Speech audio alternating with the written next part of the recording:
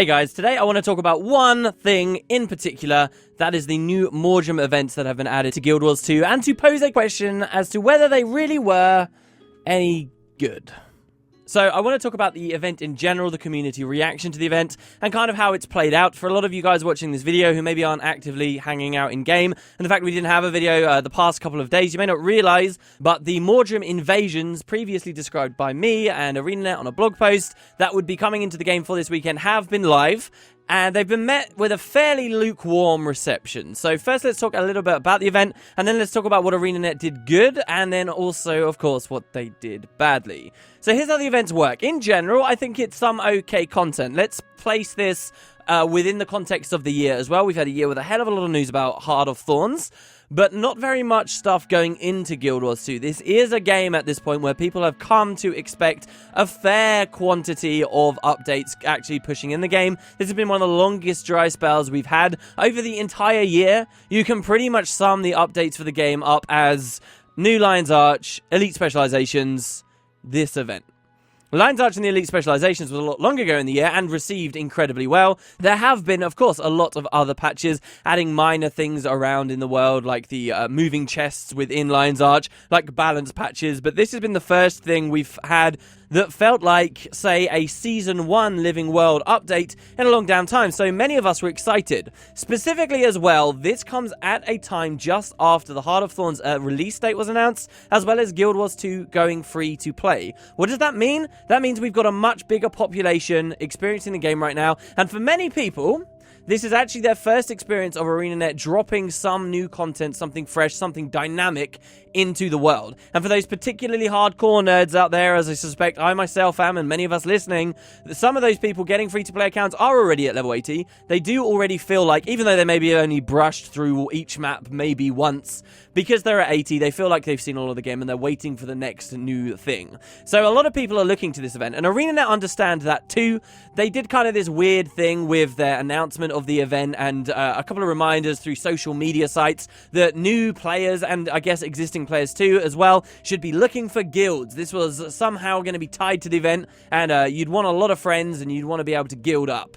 I actually think this is just tacked on by ArenaNet. The event clearly doesn't have any serious guild leanings towards it. You don't need incredibly coordinated or communicating groups to be able to clear the stuff. I think ArenaNet just saw this as an opportunity. New content was coming in. They had new players. They know that one of the worst things about their game is its lack of a reason for people to join guilds. They don't forge those social connections. They don't end up in communities, and then because that's so important for an MMO, they end up leaving really quickly. So I guess ArenaNet thought, hey, let's just throw this on here. Hopefully a few new free-to-play players will come experience this stuff. They'll see its large-scale Zerg stuff. They'll meet a lot of people. There'll be some excitement about it. There'll be communication, and they'll join guilds, and hopefully we'll get them to stick around. Did that end up happening? Well, no. And if anything, you might say that this event did more damage for the free-to-play players than it did good. I personally wouldn't be in that camp. I'm in the camp that many of us have overreacted just a little about the event, but we'll get into that just a second. I think more likely what's happened is free-to-play players have come along, they've seen what the fuss is all about with ArenaNet's really quick updates that they supposedly get in the game. They've heard about Season 1 of the Living World, they've heard about Season 2 of the Living World, they've even heard about maybe Guild Wars Beyond from GW1, you know, maybe at a stretch, and they want to see what this game is that's not charging them a sub fee and is also throwing out a ton of updates. They're hoping to be wowed. And I don't think they were. I think a lot of those free-to-play players will have been like, oh, this is kind of boring. This isn't tuned for me. The rewards don't really interest me very much either, and I'll get into that in a second. I'm just going to go do something else. There's a little hysteria out there where people are saying this has done so much damage that free-to-play players are leaving. I've seen perhaps a message or two from supposed free-to-play people that are mimicking the sentiment, but I really think even for those fast-playing free-to-play players, even the ones that are level 80 on their first class or whatever, at this point, they still have a ton to go for. They have entire sets of ascended gear to go for. They have legendary weapons to go for. They have a vast amount of collections to go for. They have PvP to experience and a ton of achievements there. They have there is so much in this game. The fact that an event has been dropped in for the new people that doesn't necessarily have great rewards or wasn't the most incredible thing, I really don't think in the long run has done too much damage. But it's not been very great, and I do want to talk to you guys about why. So how was this event structured? We have 3 of the almost starter maps currently under invasion, under attack by the Modrem. This is only running over this weekend. It started on Friday. I'm believing it will end on Monday. And they have never actually announced that this event will return. Now, that's an important fact when it comes to the balance of their rewards we'll talk about in just a second. But so we have these 3 maps, and they're not constantly under attack. In fact, today I hosted a live stream that went on for just over 4 hours, in which we were playing entirely in one of these maps, Diessa Plateau, and we barely saw any of the invasions. There was an invasion closing when we started, and an invasion just started as we finished the stream. So it's by no means constantly under attack, these maps. Most of the time they're not. Basically what will happen is an invasion will wage, and it will last for just half an hour. After that invasion ends on a map, the invasion travels east, presumably starting from inside the Maguma jungle. It branches out first at Brisbane Wildlands. You have your half-an-hour invasion. Then, later it will be at Keswick Hills. Later it will be at Diessa. And then later it will come back to Brisbane Wildlands too. What this means is there's a large cooldown on the events, and you're going to want to chase it through all 3 if you want any kind of uptime on them. But then there's gaps between each invasion too, and it's really not running that much. But so let's talk about the invasion itself. Let's say you're in Brisbane, as I am, as you'll be seeing in the footage. I also caught some footage of Keswick Hills as well when the event originally came out. You're going to have Modrem explode across all over the map. Now, this I think has actually been done really well. I love seeing new events, and it's particularly exciting and reminiscent to me of Scarlet in Season 1 of The Living World, where you look at that minimap and you see all these new icons everywhere, and you really feels like Modremoth has this huge, vast army, and he's really laying the smackdown on the map. This doesn't disable all the generic events that would also be running in that map too. So if in the case of Keswick Hills, for example, Keswick Hills is a map where if you go to the correct areas, you'll find a lot of events are running there, and they will overlap with one another. So the maps feel incredibly busy and chaotic, but despite all this chaos, really, there are 3 events going on here, and they're just duplicated all over the map. There's 3 types. They're all built around destroying these large Modrem structures that have appeared in areas and spawning husks and other varieties of Modremoth's minions that we have to fight. And there are 3 different ways of killing them. They are all, by default, invulnerable. And so one variety of event is that there are these shield plants that spawn around them. You have to DPS, kill these plants, blow them up, and once they die, then you put the main structure into a burn phase. And then you can DPS it with your regular weapons. If you have the event scaled low enough, you've got like a really coordinated 5-man team, you can probably burst it out all in one, and you're going to feel pretty good about yourself. You're going to clear that event very fast, and then you can move on. Much more likely, it's scaled very high because there's a lot of people running around, and you're doing things kind of willy-nilly, and for that reason, you'll probably only chunk its health a bit. Then you have to kill the shield plants again and go again. So that's one variety. The next variety is the bomb variety, in which these husks will spawn, which once killed, drop explosive plant seeds on the floor.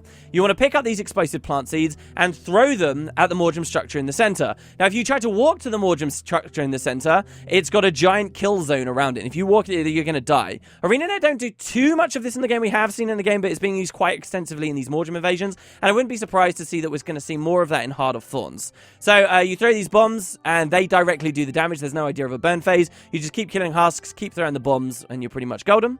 And then lastly is an even more elaborate style of event where there is even less of this just DPS kind of Zerg mentality gameplay. And this is the one with the catapults. So here you've got 3 catapults that have been set up, which the Modrem will actively seek to destroy. And because of the way that the Modrem are set up, you've got stuff like Terragriffs, which will plow through them and do a lot of damage to both the catapults themselves and the players on them and break them. Once they've been broken, you've got in the area some repair hammers like we see in the Silver Waste. You want to grab one of those repair hammers, you want to run over and fix these catapults up so that then some other player can get on it and start firing. What's cool about this event, and I really do think this one's been designed very well, is the fact that at every level, there is something clear to do and it's actually player-based. Previously in Guild Wars 2, in open world events, ArenaNet have shied away from doing anything vaguely complicated because they know it's frustrating to see another player taking up that role or doing something. So, say, for example, being on the catapult and messing it up. So these catapults, it's not like you press F on it and then and it fires straight away. It's not that simple. You have to press F on it to get its skill bar, and then you actually have to fire. You have to charge up the shot like a trebuchet. And if you don't charge it enough, then you miss and you don't damage Modrem's like vine creation. So people, there's an element to skill to it. And including this, in my opinion, is a positive thing, because what it means is you get that little bit more engaging gameplay. You actually value your contribution. You feel like you're doing something more than just pressing a button and serving no other purpose than that. And there is a little bit more player interaction there as people teach each other how to use these things, or other people appreciate the fact that you're doing it well. Unfortunately, with this third variety, there's been a bit of QQ in the community about it because people are getting frustrated, namely at the fact that other people might be bad. So, for example, when I start, and you'll see me doing this in the footage, this is my first experience of the event, it'll be in there somewhere, I get on one of the catapults, and I don't know how much it's going to be charged. You know, I've just started doing this event in this area. Often with these events, they're spawning the vine structures in really cool places off the map, places we couldn't usually travel to, up on cliffs and things that look awesome.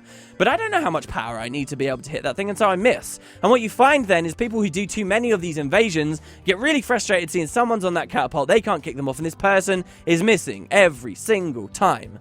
And that's creating a little bit of frustration. My opinion on it, though I see the side of the dissenters, I absolutely think it is this kind of event I want to see ArenaNet put more in the game, rather than the alternative, which is just, oh, it's open world, people are going to mess stuff up and get annoyed if people are messing stuff up. Let's dumb it down to the lowest common denominator, i.e., pretty much every event we've seen in Guild Wars 2, where they just reduce it to its basis or form of, hey, DPS stuff.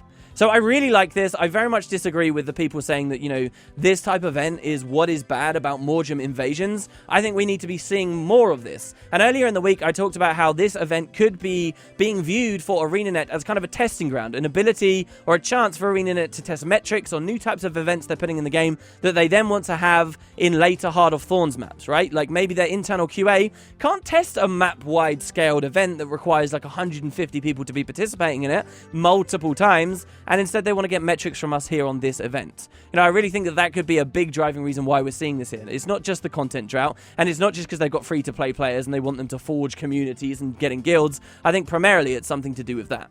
So yeah, those are the three types of events. Those are the three maps that they'll occur on. In general, I think it's okay, but then there are some serious problems, and this is what I want to spend the rest of the video talking to you guys about. And mainly, the problems are related to the way that the rewards are structured. So first, a little bit of context for you guys. The community reaction to this has been fairly negative, in my opinion. I do believe that it's mostly veteran players, it's mostly people who have really enjoyed the perks of Living World Season 2, where they really start to get things right. Hell, even the betas have got a lot of things right. And specifically, maybe some of the Season 1 Living World stuff as well was better than this. A lot of Season 1 Living World stuff was terrible, though, and people just forget because it's, hey, it's been 2 years, and it's easy to wear those rose-tinted glasses and look back. But I do think it's mostly veteran players for the reason I described. There's a lot of speaking on the behalf of free-to-play players, and that's because of our concern that, you know, free-to-play players may be turned off. I actually don't think this really causes too much damage to them at all. They've got plenty of other things to do, and ultimately this is an event about winning some Season 1 rewards that you may have missed. Our free-to-play players, people who have just come into the game, have tons of Black Lion skins, tons of default skins, loads of legendaries, tons of stuff that they could want that's cool already. You know, COF armor is still cool to these people, okay? Are they really going to care that much if it's too much grind to get some Season 1 stuff that they don't really understand the prestige that's associated with it? No, I would say not. I would say that really, it's those of us who have been playing for a long time, those of us who have come to expect a lot of updates and drops of actual content into the game, who have felt starved throughout this year, we're the ones who are a little bit more upset about it. That said, though, to take a look at Reddit here, there's quite a lot of discussion and threads about this event, more even than I'd say sometimes you'd get about like a Living World update, which was far more comprehensive than this. You know, would add new regions of the world to the game, would add entirely new achievements to the game, would add personal story to the game, as well as, you know, whatever meta event games. You know, there's a lot of discussion. What I find really quite interesting, though, is, you know, this is one of the biggest threads. Modrem income rate feels low and unrewarding. Absolutely fair, and this is what we'll be discussing in a second. 900 upvotes. That's actually very high. That's nearly enough to put it like in some of the top all-time posts or threads on Reddit. You know, we don't often get near the 1,000 mark in our community. And so despite everything I just said about the fact that free-to-play players probably aren't being too impacted by this, you know, I think that this is already an example of a much larger community already in place, which I found quite interesting. So let's look at the crux of the matter. What exactly do we get from this? We get Season 1 stuff. So what the idea is, you complete the invasions, you do the events, you get rewarded with Modrem blooms, and then you trade those blooms with some new vendors in the new maps, and they'll give you some of these old prestigious rewards. Pretty simple, right? Immediately, we have a problem with the items offered from the vendors themselves. Not every Season 1 Wild thing is available. I think that's fine. I think we'll see more of those with the new Mastery tracks that are coming in Heart of Thorns. That's fine to me. But then there are some things on those vendor lists which just seem really out of place. You know, plus 50 luck for Modrem Blooms and a flat amount of gold on top. When everyone who knows even the slightest thing about the game or getting Magic Find knows for a fact you can get luck far more efficiently and better than through grinding these blooms. So there are a couple of trap things there, and specifically with how little blooms we get doing these events, the prices do all seem really high. Basically, people don't feel like they've been rewarded enough for doing the event. This kind of started when the event first came out. The reason you're not seeing this video yesterday is because the event came out bugged initially. The rewards were just flat out bugged. They weren't working. So Arena had to quickly patch them into the game. It was really interesting for me to look at the community at that time. And, you know, we just did 30 minutes of new events, a new invasion. It was engaging. It was different content. It was something new that had come into Guild Wars 2 for the first time in months. We played a video game for 30 minutes. Is that really so bad? Well, apparently it was, because when there was a bug where there were no rewards whatsoever, people lost their shit. It was like they'd been kicked in the face by the devs. They thought it was the most ridiculous thing, and map chat was filled up with so much inane QQ, I could not believe it.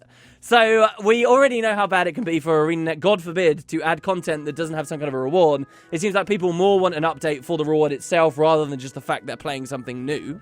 But then further, even once this was fixed, the reward rate still felt very low. In fact, it was made clear that if you ran, because these events, these invasions will only run a certain number of times, and the event is only confirmed to be happening this weekend, if you've grinded hardcore, no-lifed it this entire weekend, did every single one, you would still only get enough Modrem Blooms for maybe a couple of purchases if you'd missed out a lot of stuff originally.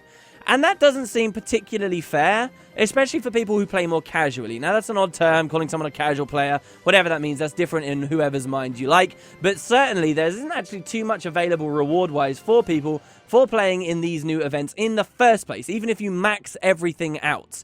Now, there is an argument there to suggest that, hey, look, these are supposed to be the veteran rewards for Season 1 people. There's loads of prestige there. Of course it's supposed to be really hard. And you might have even imagined me to have an opinion like that, but I don't agree with that at all. There's actually not that much prestige to these Season 1 things. We know that ArenaNet have wanted to have them back in the game. We know they probably will be back in the game in a far more accessible way with Heart of Thorns and those new Mastery tracks. I, as a very active player of this game, rarely give a damn if I see someone with something from Season 1 of the Living World, like the Thoughtless Potion or the Selfless Potion.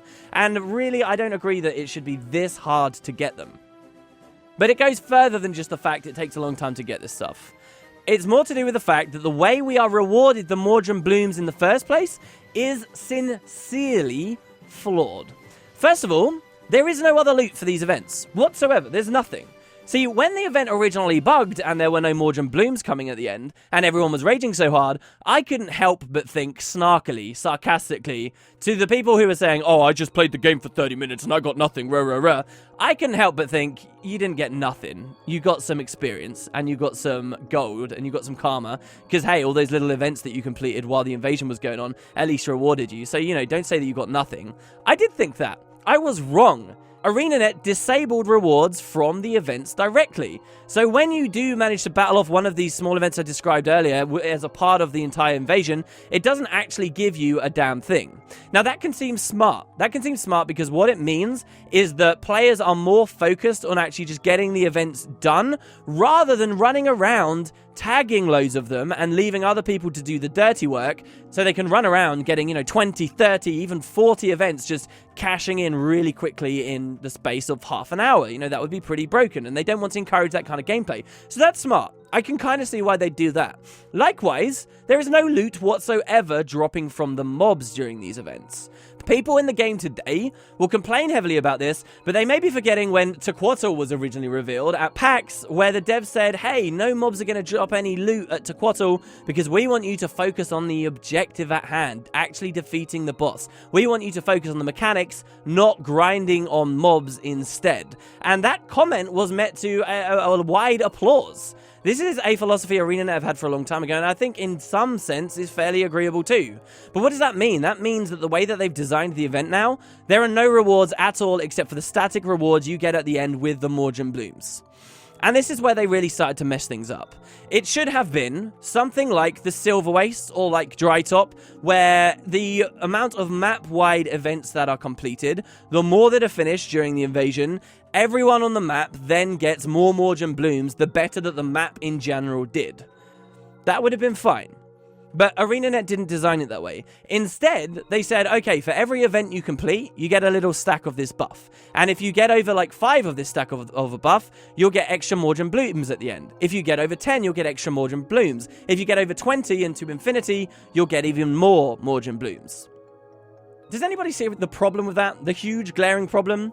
What did I just talk about? They removed individual reward from events to stop people running around tagging tons of them. And at the same time, they've given us a mechanic that makes people run around tagging all of them. So people play selfishly. They don't care about actually finishing in each individual event. They'll tag it, and these are difficult events, something, again, that I'm very much in favor for. They'll tag it, scale it up, run away. Yes, it will scale down once they leave. They will basically not contribute at all to the event. They'll just make sure they get their personal credit and they'll run off. And many of the events in the end won't get finished, or you'll get like one poor guy who's actually trying to do it that is carrying everyone else on their back as they try to fight, 15 Modrem at once and continuously try and fire this catapult while everyone else is just running around doing things selfishly.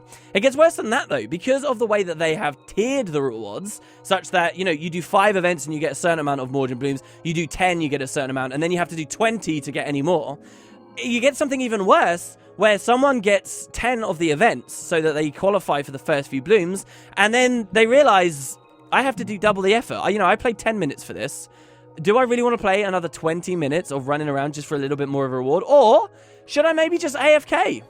Yeah, I think I'll AFK. I got my first couple of rewards. I'll AFK. So now they've tagged some events, and now they're just sat in the corner on a, capped out a map. People can't ferry in anymore because it's map capped, and the events are rolling. Nobody's really doing anything. People, again, are being selfish about the way that they play. All for what, in the end, everyone is perceiving to be a minuscule reward.